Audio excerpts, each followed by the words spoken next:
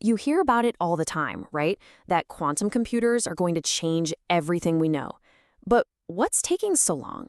Well, the answer isn't just about some abstract physics theory. It's about one of the most incredible, monumental engineering quests we've ever undertaken. So let's dig into why building the future is just so hard. I mean, seriously, these machines are supposed to revolutionize medicine, finance, material science, you name it. So why don't we have them in our homes yet?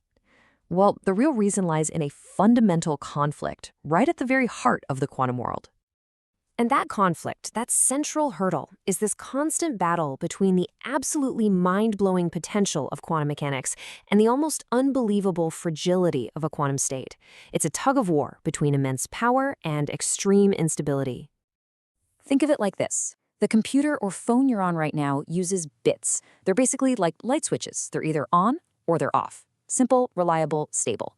But a quantum bit or a qubit is more like a spinning coin. It can be heads, it can be tails, or, and this is the magic part, it can be both at the exact same time. That both at once state is called superposition, and it's where all that incredible power comes from. But it's also the source of our biggest problem, because, a spinning coin is ridiculously easy to knock over. And that vulnerability brings us to the main villain of our story, decoherence.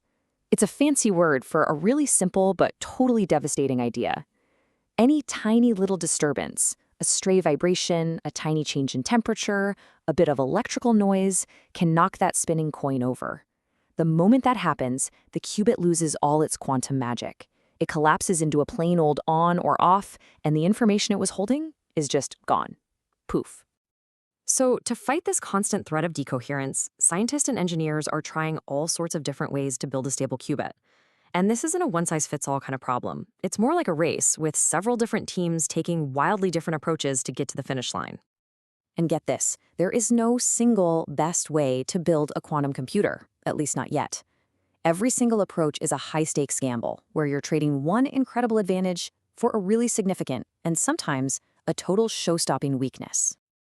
Just look at these trade-offs. You've got superconducting qubits, which are blazing fast. We're talking incredibly fast calculations. But the catch? You have to keep them colder than deep space and shield them from literally everything. On the other hand, you could go with trapped ions. Their accuracy and stability, what we call fidelity, is almost perfect. The problem? Your operations are much, much slower. Then there's the dream of photonics, which could work at room temperature. But just getting two of those qubits to talk to each other is a monumental challenge. See? Every path has its own mountain to climb. But here's the thing. It doesn't matter which technology you bet on.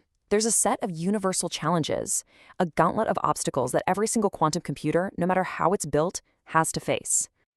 The scale of this problem is just immense. You have decoherence, our villain, always lurking. But then you also have tiny errors that creep into every single calculation. You have the mind-boggling difficulty of just wiring and controlling millions of these things. And then you have this nasty little problem called crosstalk, where the qubits basically start messing with each other's work. And this is so crucial to get. Building a quantum computer has really moved beyond being just a theoretical physics problem. Right now, today, it is one of the hardest engineering challenges humanity has ever taken on. It's a problem of plumbing, of wiring, and of creating control systems with a level of precision we've never even attempted before.